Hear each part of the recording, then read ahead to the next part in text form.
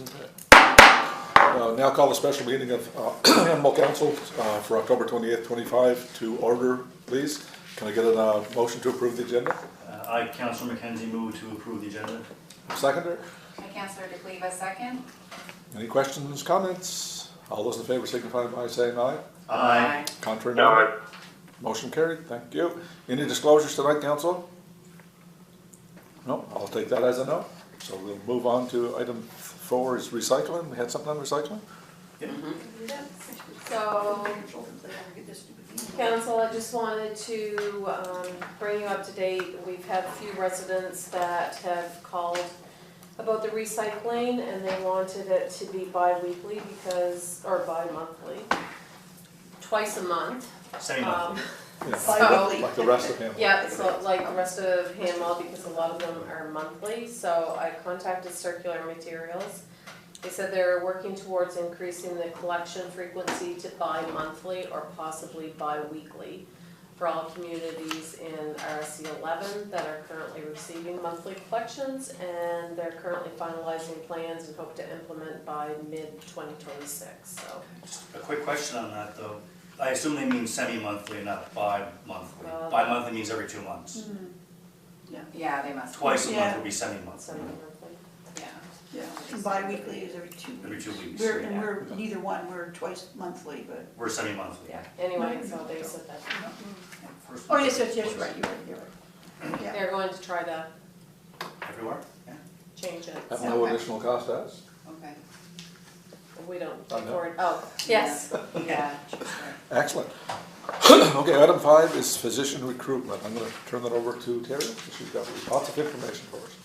Okay, so I was hoping to have more of an update on this. However, they want us to complete the physician recruitment and retention survey by Friday. So in order to do it, these are the questions that are going to be on it. So I just want to capture your thoughts so that we can answer them correctly. So what are the top 3 healthcare priorities in your municipality related to physician recruitment and retentions? How would you like me to answer? Priorities.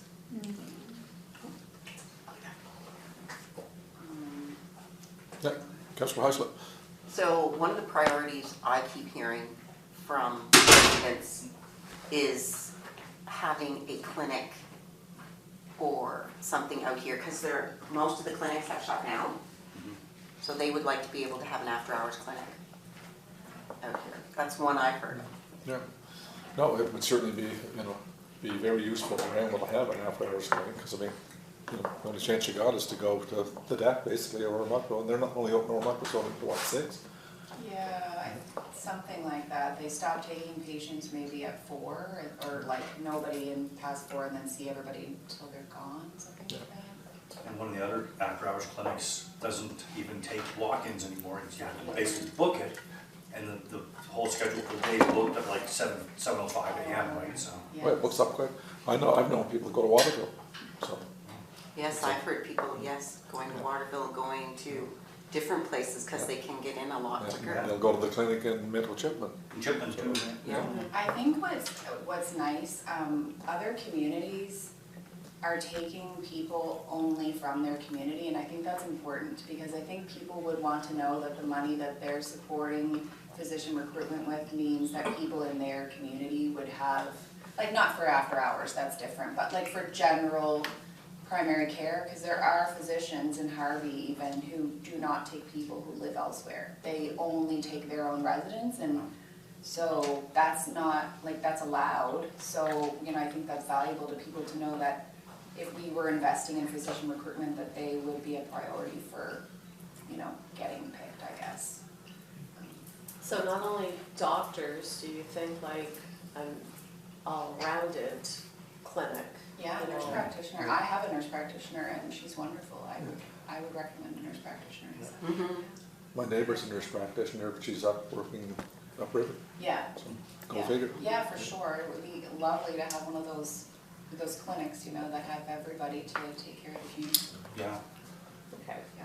It's certainly a priority for Hamel. A lot of people in Hamel don't even have a doctor. So. No, Yeah. exactly. Agreed. Somebody to provide needs to provide that preventative care, right? That's, people don't wanna have to go to the emergency room for every little ailment, and prescription refills are a challenge there. You can't necessarily get those in after-hours clinics, so, having somebody reliable. Yeah, I heard a resident was sick, found out, do they record like how many hours you're at the deck or something, like do they post that? Anyway, they ended up driving to Moncton, was seen and was back home in shorter amount of time than if they had just gone to the deck, so we definitely need something. So, okay, question number 2, what are the most significant barriers your community faces in attracting and retaining physicians or other healthcare professionals? Well, Infrastructure. Infrastructure, No. we don't have a place for them to work, You go. so that's the big thing.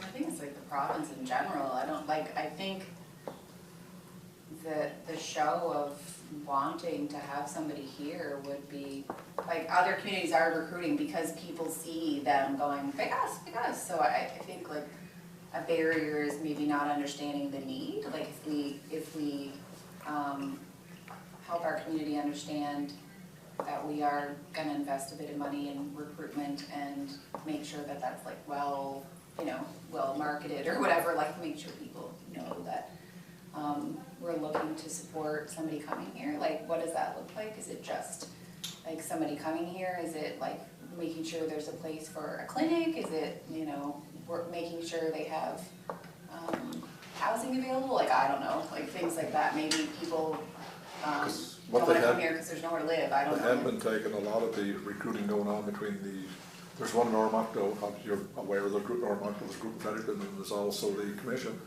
And they're taking physicians in and giving them the grand tour, taking them to Yeah. dinner, helping get their kids here, Yeah. give them all, show them what's available. It's a big deal to get people to come here, so.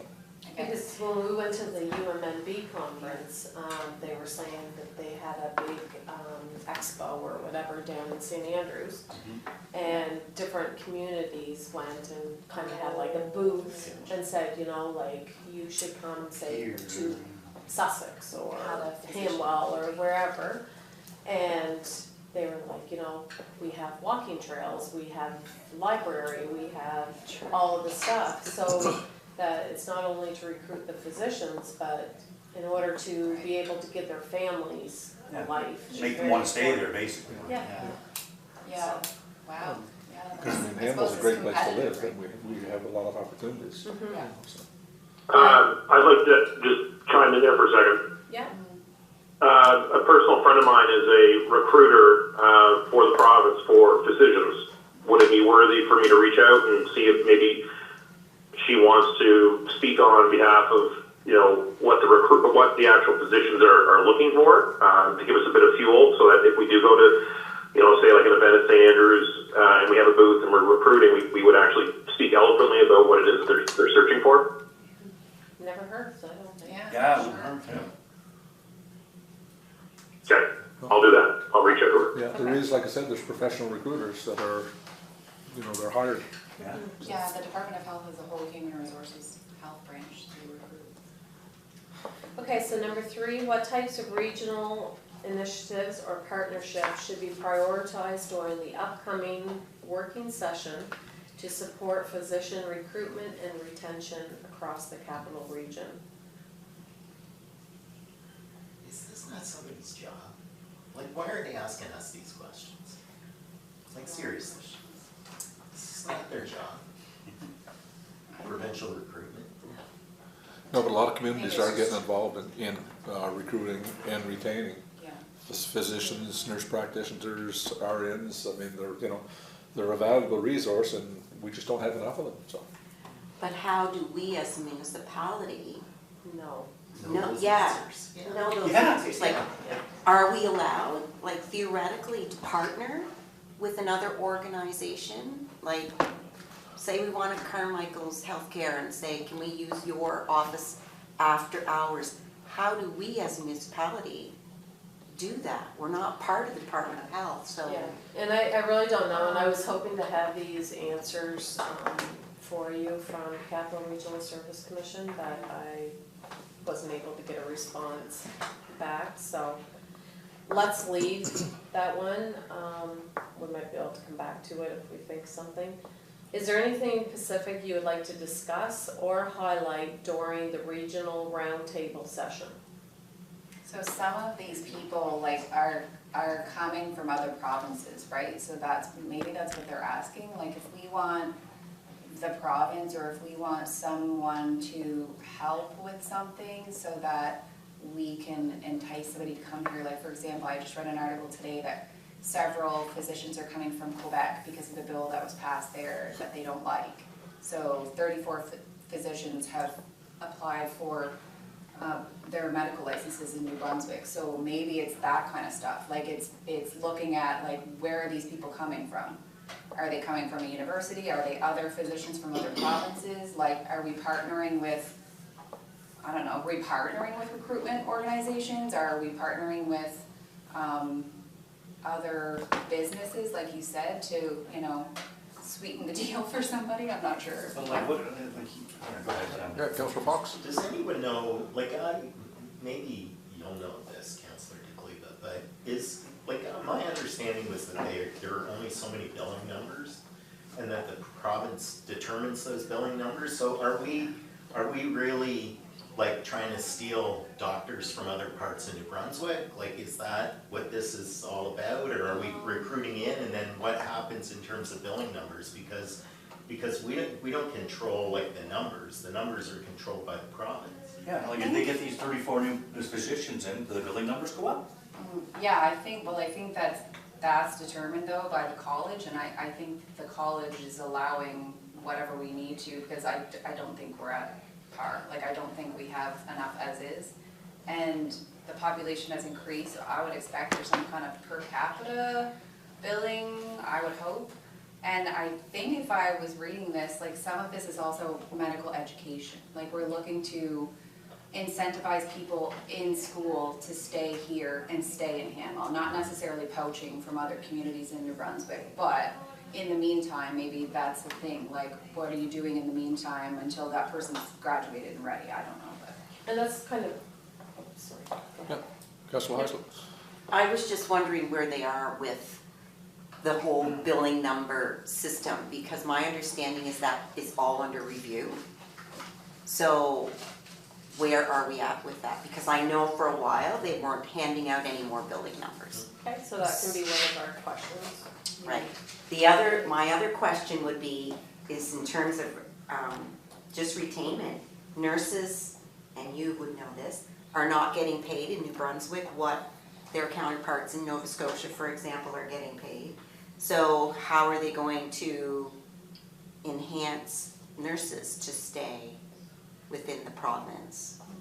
They got a good raise, but it's more than just money, it's working conditions. It is, You there's can't- working conditions. You can pay people all you want, but, you know, until you fix some of these, so I mean, maybe that's the stuff that gets people here, like what are you doing to not just pay me well, but what are you doing to make sure that I have work-life balance, and what are you doing to make sure that I don't leave there having to pay thousands of dollars in therapy just to, you know, because I have poor leadership, or I don't know, something like that, right? But, Yeah, and this is maybe outside of our scope of what we can even deal with anyway, but like the report that was recently done, I saw, I think on CTV, talking about the number of nurses in all the Atlantic provinces, for every 100 that go into it. I think in New Brunswick it was like 90 that leave, so that only 10 people per year basically are increasing, that many are leaving. In Newfoundland, it was actually 98, so for every 100 new nurses they get, 98 leave. So there's a deep problem here somewhere, a systemic problem, more than just money, that somebody needs to address. It's outside of our scope to have to deal with that. And I don't know any more about it other than what I saw on the evening news. But that does show that there's some kind of alarming problem, and somebody really should be looking into this deeper than what we can provide. Yeah, from what I understand, there is a lot of like unsafe work conditions because there's such a shortage of nurses. So at any given time, on any shift, they are short way too many nurses than they can provide the proper care. And don't nurses usually, or I shouldn't say usually, don't they a lot of times like specialize, like my sister's a nurse and she's gone into geriatrics, more or less, but now that the hospitals have so much of the geriatrics, if they're not trained for that, like that can be awful, you know, overwhelming on them too, like. Yeah, and I think like in the sense of physicians, I think it's that, you know, everybody needs a physician and there's so much pressure on them to come out and be perfect and to know everything and not make any mistakes and to be available all the time, and that's not the reality of physicians anymore. They have figured out that they need time with their families and they need vacations, and you know, like that's why they're entering these collaborative practices, because they realize that that's the only way to get time off. Like you can't be a one-man show or a one-woman show anymore. You have to have a group. So. And the foreign workers, like the foreign doctors, like they can be very skilled over in their country, and then they come here, and it's like jumping through hoops trying to get their license. So maybe if we lessen those strings or Yeah, there is. whatever, then There is money being devoted to credentialing for internationally educated professionals too, so, yeah, that is. Yeah, just our I have something to add there. okay. Go ahead. Sorry. No, go ahead. You know, there's also a time and a place to input allied health, you know, and what it means to be able to keep people in the community, right? So, you know, it's important to have the staples, you know, the doctor, the nurse, but, you know, there's other elements to it, you know, with aging in place and all the things that, you know, come into play when it talks about keeping someone in their home, right? To keep someone in their home, you know, they're in the community, they're adding to it, you know, and basically it's, you know, it's kind of a collaboration. And it goes back to the idea of, you know, the health center, you know, like what does it mean to have a clinic that has a doctor, a nurse, a physio, an occupational therapist, you know, those sort of like collective core teams that, you know, keep people living in their space. So it would be interesting to know what role that has to play in communities. You know, is there a success story? You know, and what can we do to take a look at that and see how we might be able to adapt it into the Hamel area. And I know that we talked about that, Mayor and I, when we were at, we met the health minister, and he was speaking about that. And, you know, I think there's a ton of place for us to be able to expand on what that means. Allied health is a key factor too. So I think that's probably a good feedback for them, so I'll fill out the survey and I'll talk to the Capital Regional Service Commission and see if I can get some more updates on exactly what our role is in all of this, so I'll get back to you. Yeah, thanks, Terry, for bringing that forward. Item 6, Mayor and Council compensation. Okay, so back a few years ago, we had brought this forward. It was a guide that was put out by the Francophone Municipalities Association, and they felt that compensation should be given to councillors kind of based on services, amenities, and stuff like that. So Hamel is one of the top 10 fastest growing communities in New Brunswick, and as we move forward, demands on our elected officials will increase, resulting in time away from families, and an amended remuneration bylaw should showcase the elected officials' worth in a fair process for years to come. So I took their report, did it as our amenities and services,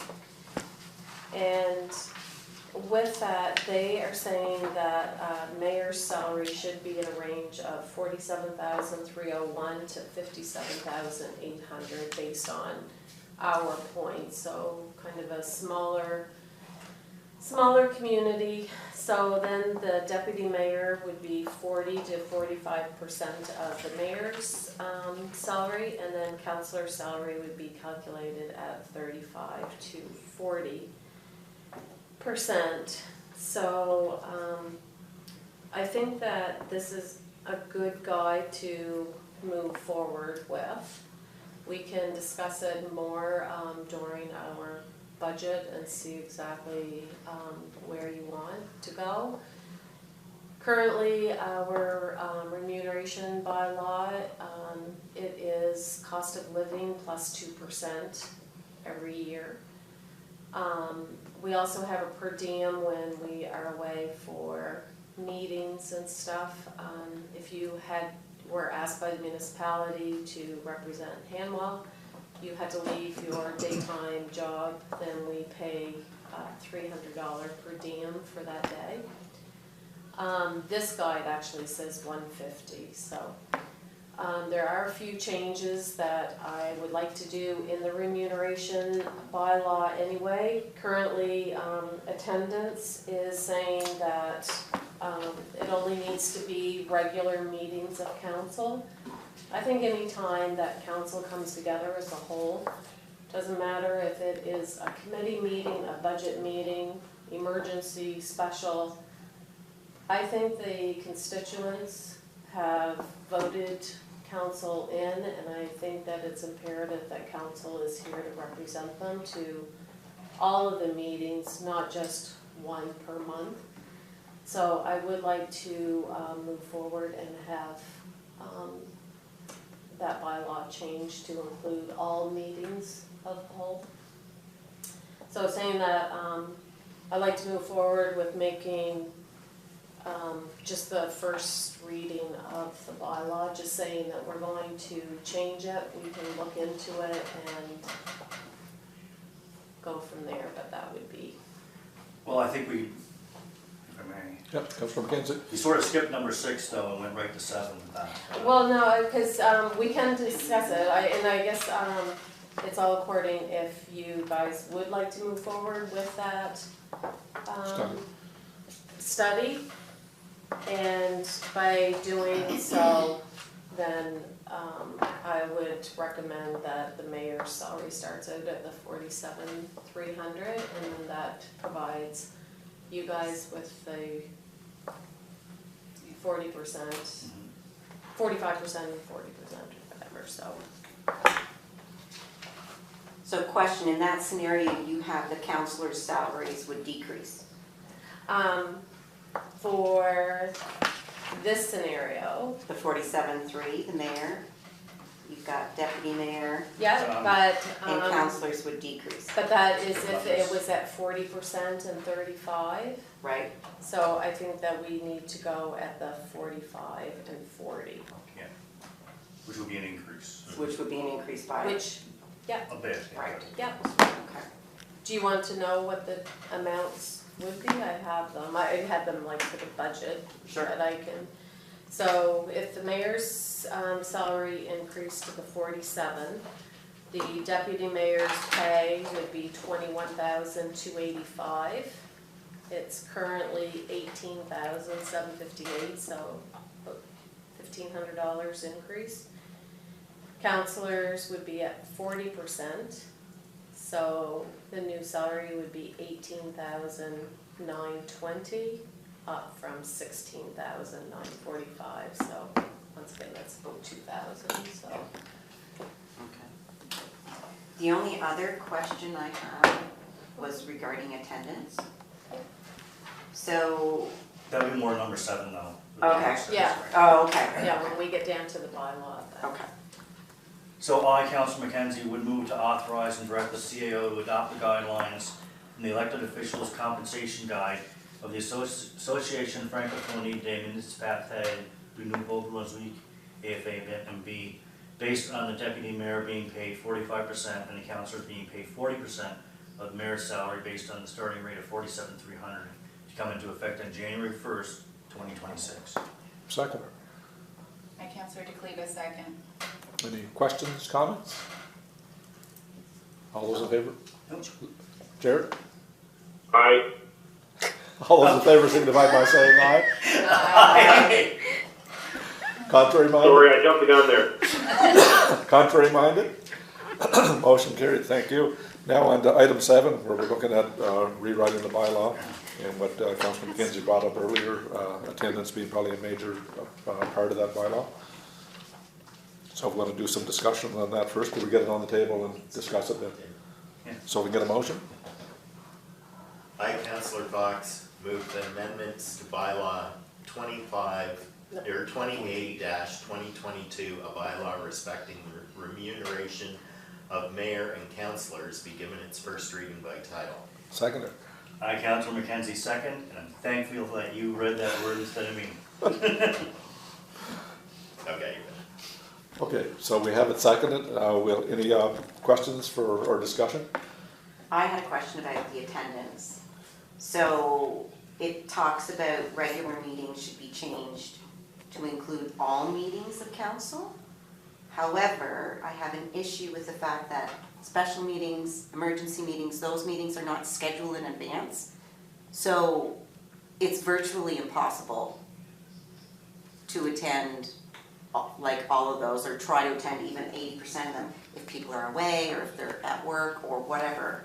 I would say, yes, we can do 80% of our regular meetings that are like scheduled, but maybe change the other part to like 60% or 75% or something to that effect. Because I think it's just too hard if they're not scheduled to expect people to be here 80% of the time.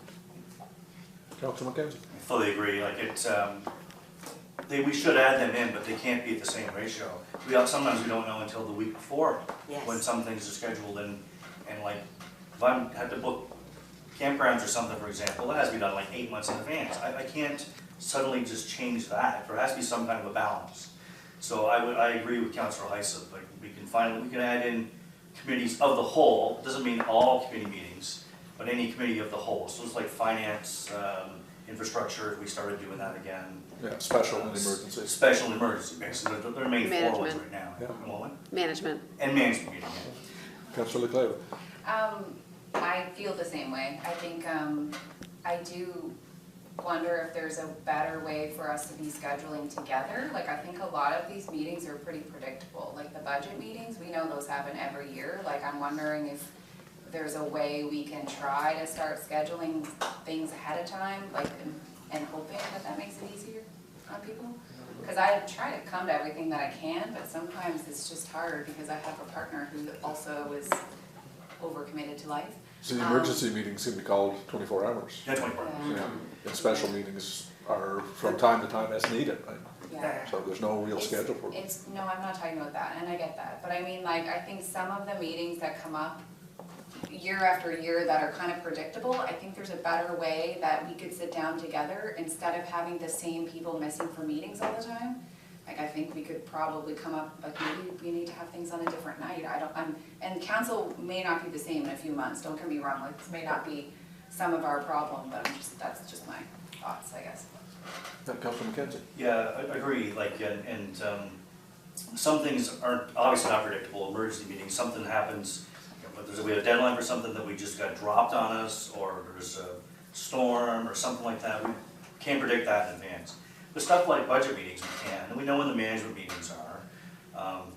Stuff like infrastructure planning and stuff like that, we start doing more community meetings with that.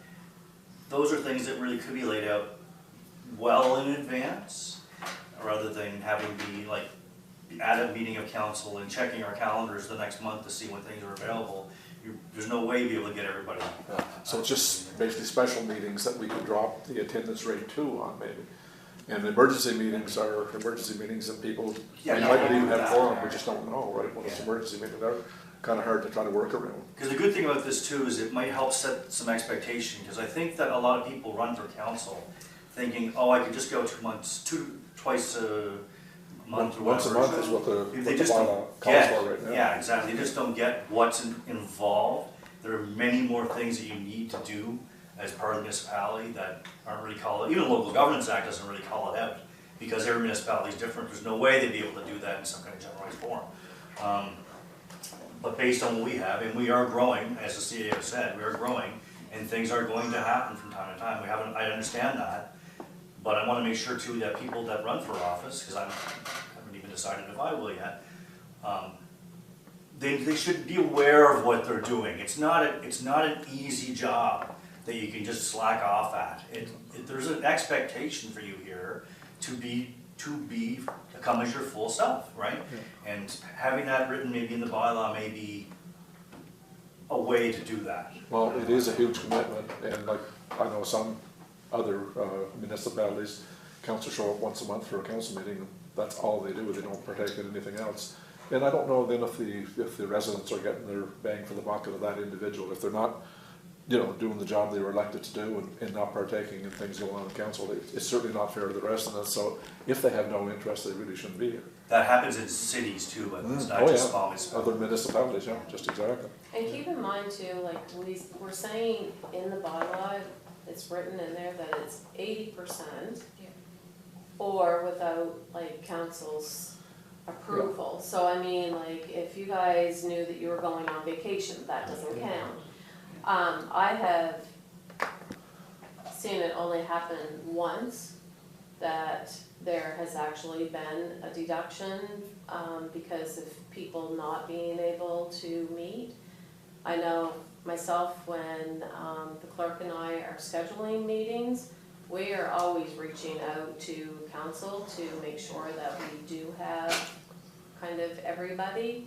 There is, like you said, the odd time you might not have somebody, but the majority of the time, we very seldom ever see, and you can look back in our minutes, and not very often there is ever like an absent thing. So I don't know if, I think we're kind of overthinking that part of it, but I don't make the rules. Well, it is just first reading tonight anyway, really, just to tell the Yeah. public that we're playing. But also on the 20%, it's council can decide whether they have legitimate excuse or not. Yes. I mean, if somebody's missing due to sickness, or if they're in the country, or they're in the province, or whatever, those, again, council's very reasonable, and they decide whether it's a legitimate excuse or not. Yeah, I think that part of the problem with that is it's written, the way it's written in the bylaw right now is it has to be done in advance of the meeting with it. So if you're sick the night of and you don't have permission to be out, there's nothing you can do about it. So maybe that's something else we can look at in a future reading of this to try to find a way to better balance things like It that. needs to be tweaked. Yeah. We It need needs to to be tweak tweaked it so for that it sure. makes sense. It Yeah. does. And Councillor some Gajala. municipalities just pay per meeting. Yeah. I was just gonna say that I think it's probably just a personality thing, because my whole life is scheduled. So I think, the reason why the not having the schedule is hard for me is because everything else in my life is so, are you going, accept, decline. So I think it would be easier for staff too. If there were things we could plan ahead, you wouldn't have to send 25 emails. Hey, what about this date? What about this date? What about this date? I know there are things that come up, but I just think going forward, that might make it more of an incentive for people to go, okay, I can plan a little bit of my life. Yes, I commit how many days of the month to this council, but at least I can reasonably predict that I might have a day off here and there, so, I don't know, it's just. And that's great for staff as well, because, Yeah. many times, something is always coming up and we're like, okay, well, we had plans, but now we've got to change them because we've got to Right. have a council meeting, so it kind of can go both ways. But this evening is just for the first reading to tell the public that we are going to make some changes, and then at the management meeting, we can discuss how we're going to move forward. After we get the first reading on the books, then we'll take it from there. Okay, call for the question then? Any other, okay, all those in favor signify by saying aye. Aye. Contrary minded? Aye. Motion carried. Can somebody read The that? bylaw respecting the remuneration of mayor and councillors. Thank you. Now can I get a motion to move into closed session, please? I, Councillor Cox, move to go into closed session. Any questions? Seconder? Do we need a seconder? Councillor McKenzie, second. Any questions, comments? All those in favor of moving into closed session signify by saying aye. Aye. Contrary minded? Motion carried, thank you. We are now going into closed session. Okay, can I get a motion to go into closed session, please? All right, Councillor Heislip, move to come out of closed session and move into open session. Seconder? Hi, Councillor DeCleva, second. Questions, comments? All those in favor signify by saying aye. Aye. Contrary minded? Motion carried. We are now in open session. We have some motions to move through, council.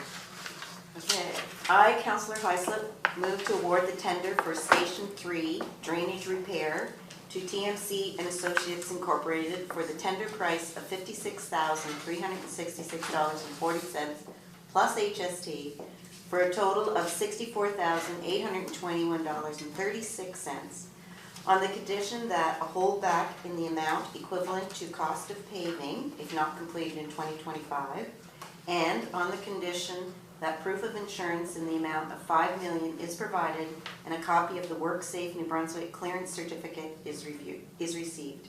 Seconder. Aye, Councillor Aye, McKenzie. Councillor Dooley, second. There you go, Mr. Duke. Any questions, comments?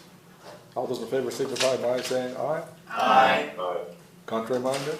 Motion carried. Thank you, council. Second motion. I, Councillor DeCleva, move to award the request for proposal to conduct a comparative human resources needs assessment for the purpose of evaluating Hanwell's current and future staffing levels in relation to comparable municipalities to the Porter O'Brien Agency, Inc. in the amount of $26,500 plus HST for a total of $30,475. Seconder. I, Deputy Mayor Joe, would definitely second that. Any questions, comments? All those in favor signify by saying aye. Aye. Aye. Contrary minded? Motion carried. Thank you, council. Can I have a motion to adjourn? No, We have one more. Oh, sorry, missed that. Another motion? I move to authorize and direct the CAO to award the RFP number 2025-04 for the Woodland Road entrance to a maximum of $10,000. Seconder. My Councillor DeCleva, second. Any questions, comments? All those in favor signify by saying aye. Aye. Aye. Contrary minded? Motion carried. Thank you very much. Okay, can I have a motion to adjourn, please? I, Councillor Fox, move to adjourn. Any seconder? Councillor Heislip, second. Questions, comments? All those in favor signify by saying aye. Aye. Aye. Contrary minded? Motion carried. Meeting's now adjourned at 8:21.